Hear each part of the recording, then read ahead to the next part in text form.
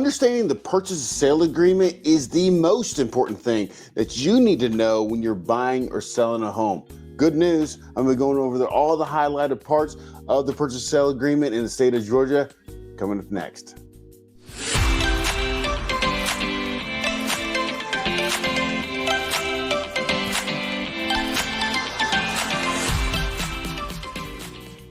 Hey guys, Pastor Donovan, HB Realty, part of the Johnson Group here in beautiful Savannah, Georgia. And today we're going over the purchase sale agreement, the most important document that is in a contract. It is the foundation of where everything jumps off when we talk about due diligence time period, financing time periods, time periods of special stipulations. This contract, this specific part is super important and the foundation. So we're going to go through it really quick to make sure that you get all the highlights. I'm not going to go through all the details of the purchase sale agreement because a lot of it you can read yourself.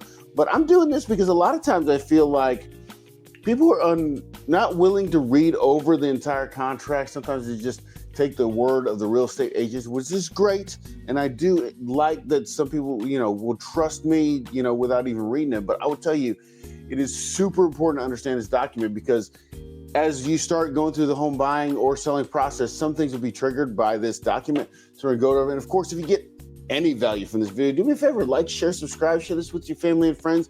Maybe they're looking to buy or sell a home. You never know. This part of information that they need to do those things is crucial. So definitely share it with them. But let's just go right into the video. Okay. So now here's the purchase and sale agreement, and we're going to go through it step by step. I'm not going to go through the entire thing word for word because that wouldn't be helpful for you.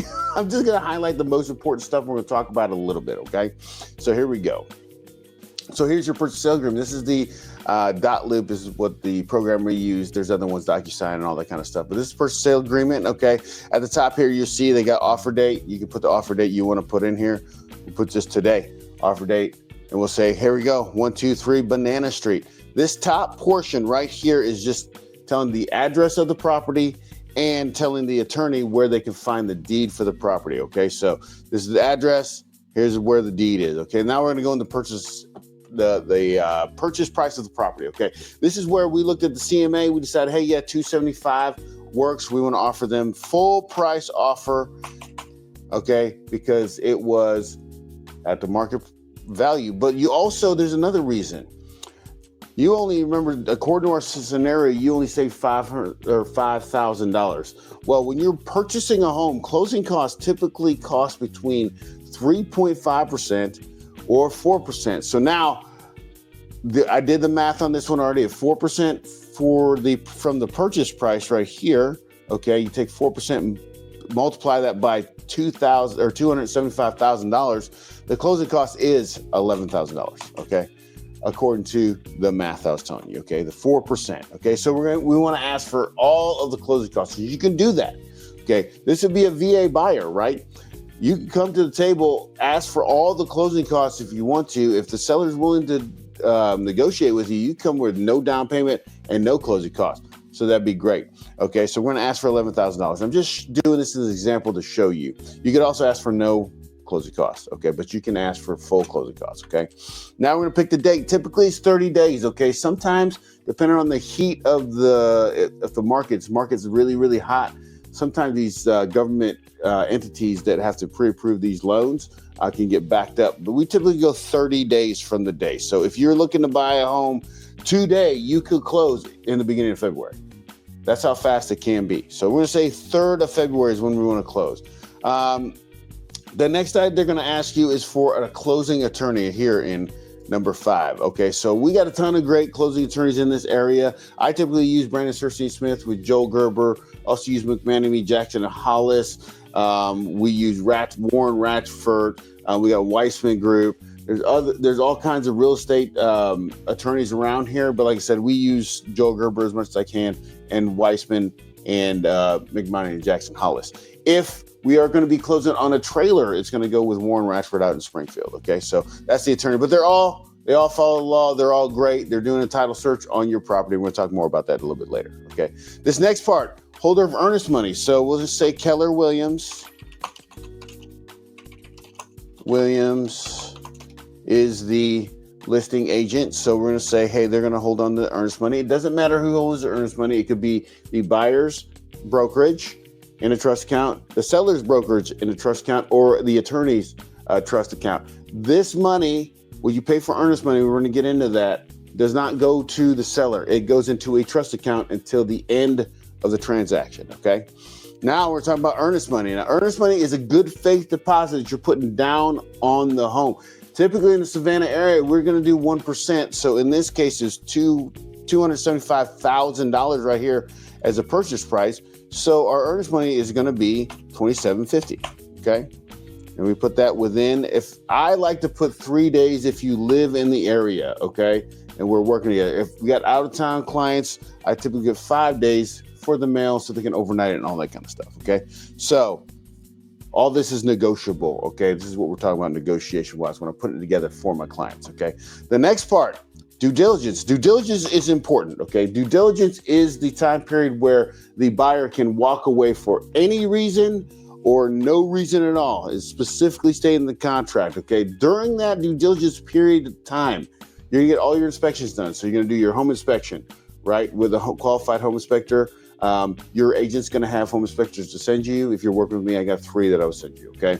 Then you got, it could have, if there's a septic tank or if there's a well, those things need to be tested during that 14 days, okay? During that time when the home is getting inspected, okay, the inspector is going to find a whole bunch of problems with the home if it's a resale home. Typically, I mean, because they're looking nitty gritty. They're checking, you know, the roof. They're checking inside the attic. They're checking the water temperature. All these things that you don't even think of when you're living there. And the home inspectors are going to find it and he's going to call it out. Okay. Now, if you try to take care of all that stuff beforehand, great. You know what I'm saying? But typically, the home inspector is going to find stuff, and during that time, and during this 14 days due diligence time, that's when you're going to start negotiating repairs. So the buyer may be like, oh, well, it needs a new roof, and you know, we want that done beforehand before we purchase the home. Okay, they can ask for that. They can ask for anything that comes on the inspection report. So they'll be doing that during the due diligence period. Now, if you can't come to terms on the repairs during the due diligence period, well, the buyer can back out and get their earnest money back. But they can't get their home inspection back. Another thing they can't get back is the appraisal money, okay? So when you go under contract, do not pay for an appraisal before you negotiate the repairs during due diligence. Because if you do that and you pay for an appraisal, your money's gone and you may not even go through with the purchase of the home, and the appraisal is like $700. So you want to wait till you negotiate repairs before you order an appraisal, and all that stuff will be taken care of during the due diligence period, okay? All right, so if you back out, you will get your $2,700 and $2,750 back, okay? If you back out before then. Now, if you back out after the 14th day, then your money's in jeopardy, okay? So just keep that in mind. 14-day due diligence, you can walk away for any reason, okay? Next part, lead-based paint. This home was built in 2005, and from our scenario, the lead-based paint exhibit is required for any home that was built before 1978, okay? This next part is saying EXP Realty, and Keller Williams Realty is representing both parties as clients, okay? And we'll talk about buyer brokerage agreement down the road so you understand some of the rules changed on that.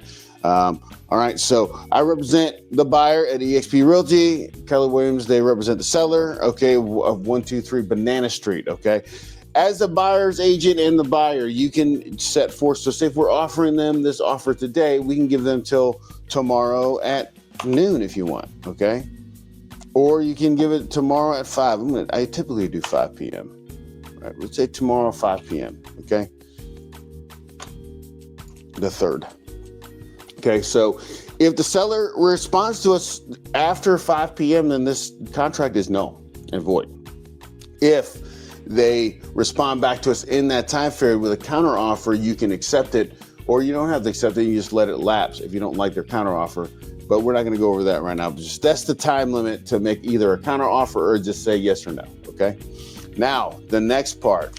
All right, so now here's the explanation for all the stuff that we've been talking about. Okay, so here we go.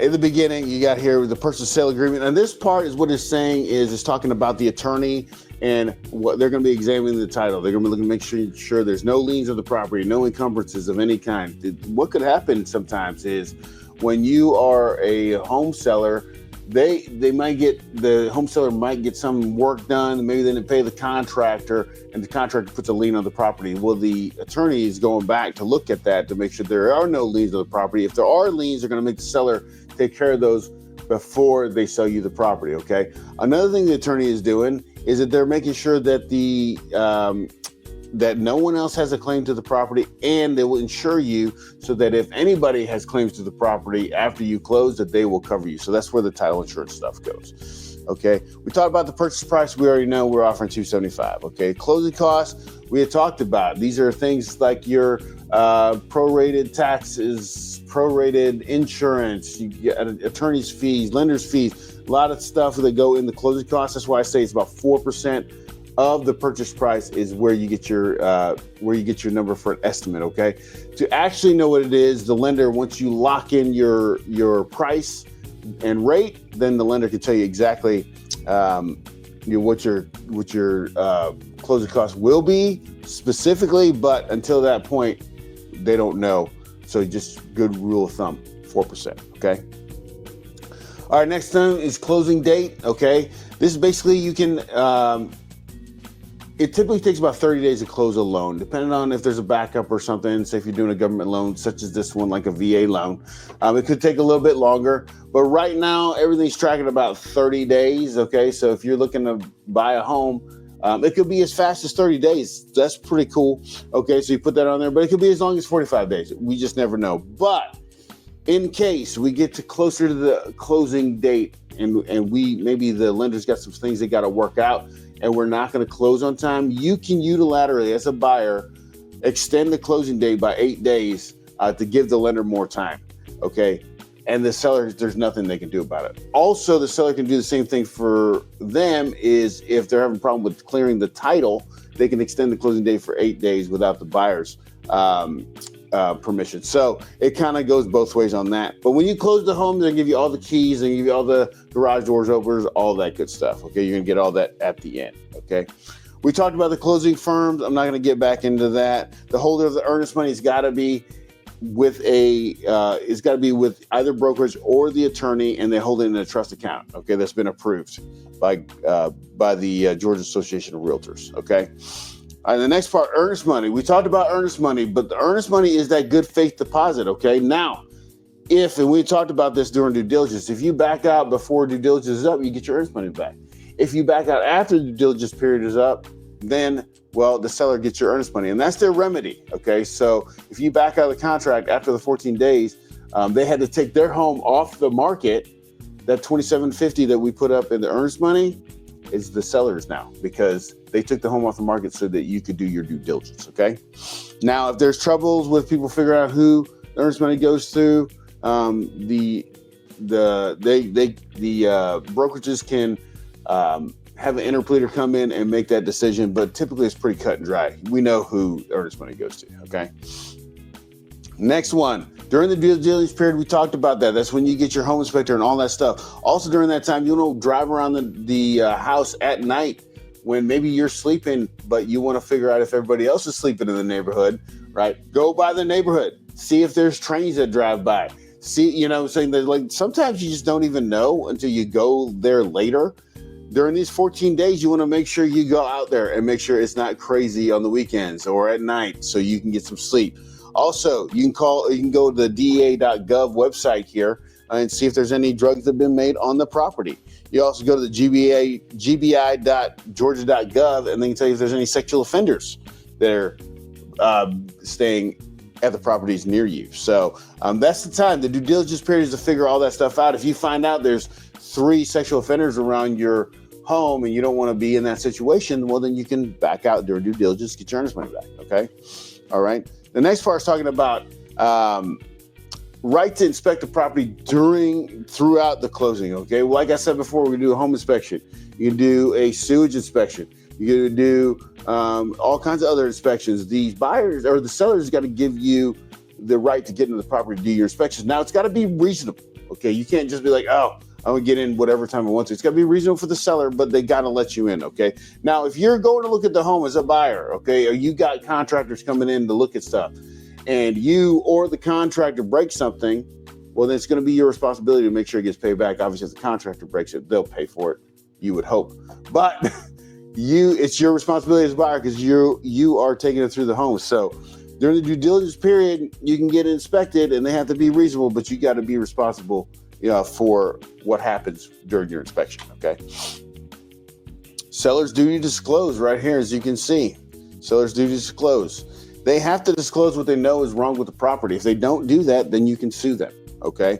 And there's a form that goes with that. We're not going to go through it today, but there's a form that accompanies this contract that tells you what the seller is going on with the home. Okay. Repairs, warranty transfers, this next part, warranty transfers. Okay. Warranty transfers, if you have anything that the seller bought within the last year and is a year warranty, it transfers with the property. Okay. Any repairs that the sellers decide to make after you guys negotiated for the amendment to address concerns after the home inspection, they've got to be done in a professional and workmanlike manner. Okay, it can't just be some dude that came out there and hammered some stuff in and calling it good. It's got to be a contractor that is qualified to do repairs. Typically, when I'm doing an amendment to address concerns, I'm asking for a certified contractor or somebody that, like, if it's electricity or if it's HVAC, person's got to be qualified to do it. So, and I ask for receipts. So that's kind of how we protect the buyers in that situation for repairs. Okay. Once again, we don't have any lead-based paint issues here on this next one because this was built after 1978. All right. Broker relationship. Okay, this is what you need to go through with your real estate agent at the beginning when you're buying a home.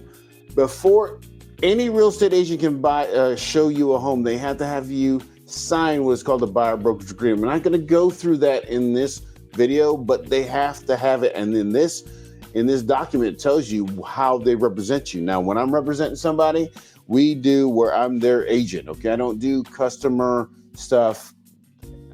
If you don't want me if you don't want to be my client, then you can find another real estate agent. Okay. But I do a client relationship. So we sign the paperwork and we go in as client. And during that time, I tell all my clients, I will not work in a dual capacity. So a dual capacity is basically where I represent the seller and the buyer. So if you're the buyer and you like my home that I have listed, I can't represent both buyers and seller because it wouldn't be fair to the seller and it wouldn't be fair to the buyer. How can I be fair to both sides, get the best deal for both sides? It's impossible. Okay. The only time I've seen dual agency work is if the seller and the buyer know each other and they've already come with a deal. They're just looking for a real estate agent to facilitate the paperwork. Okay. That's the only time I feel like dual agency is good. Okay. So let's go down. All right. Compensation.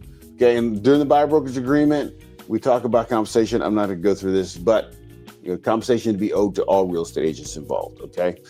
And this next part, disclaimer part, is basically saying that as real estate agents, we are realtors. We're not HVAC people. We're not electricians. Okay. If we need those people, we will give them to you. We will refer them to you. Okay. We are not those professionals. Okay. We are real estate professionals. Okay. And time limit offer. Okay. You saw in the beginning, we did the time limit. Okay. We gave them, I think it was, well, from this would be 16 hours or whatever like that, or 24 hours or something like that. Okay. Time limit. But sometimes when you're doing a counter offer, time limits can be a lot shorter. I've had a time limit come back to me on a counter offer of like 3 hours we had to answer. So time limit offer of a counter offer can always happen. So you want to be, when you're engaged in negotiations, you want to be available to your real estate agent so they get a hold of you in a reasonable amount of time.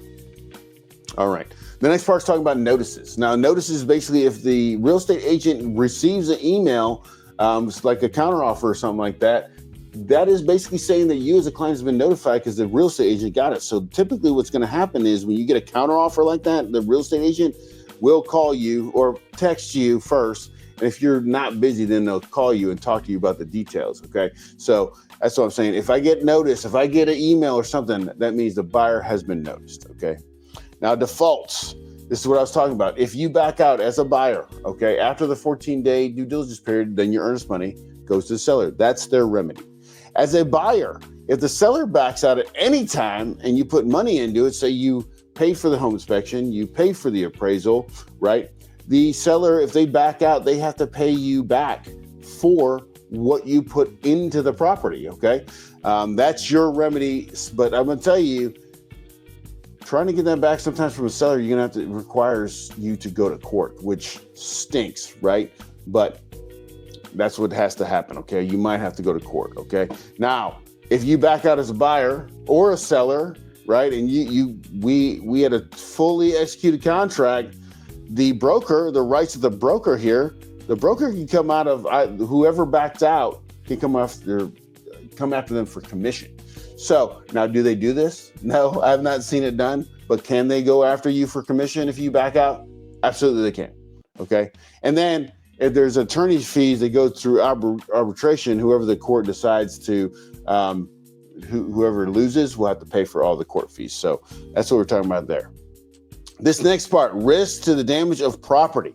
All right, if a tree goes through the home during the buying, selling process and we didn't close yet, well, the buyer doesn't have to keep buying the home if a tree went through it. That's just the risk of having property on the market. If the tree falls through, the seller's got to keep it, get it fixed. Now, the buyer can continue with a, say, for instance, they just broke a couple things. It'll take them 2 weeks to fix it. Maybe they want to just continue on with this contract. Okay, that's not a problem. But the buyer doesn't have to if something catastrophic happens to the property, okay? All right, the next part talks about other provisions. These are things that you can read in the contract, but I just want to come down here to the most important part, in my opinion, okay? Listen, this is the next part. Warning to buyer. The other part is just like definition stuff, so you can read all that stuff, okay? But this next part is very important, okay? Real estate agents are not going to ask you for any earnest money or any money in the way of Cash App or Venmo or anything like that, okay? If you're going to put earnest money down, it's going to be either in a money order or ACH or something like that, okay? We do not use Venmo or Cash App for those types of things. If anybody's asking you for money in those types of ways and you didn't hire them, you need to give your real estate agent a call because that could be fraud, and there's been a ton of fraud rampant, okay? Where there's literally sellers out there selling homes that are not the owners of the homes. It is happening, right? So the attorneys, they really had to ramp up how they identify these sellers because, you have vacant homes. Maybe the seller lives in Sacramento. How do they verify to make sure that they are the person, right? They have news technology to do that, so thank goodness for that. But that's where this next heightened identification procedures come into play. The attorney will ask you to you'll be in bed and you'll get an email and you have to answer it within 2 hours of take a picture of yourself and then send it back. There's a heightened requirement. So as a seller, be prepared to have to prove that you own the home more than it would have been in the past, okay, to get rid of fraud. So fraud has been rampant, okay? Now we're going to go down into the next part, and this is kind of the last part, and then I'm going to talk about binding, okay?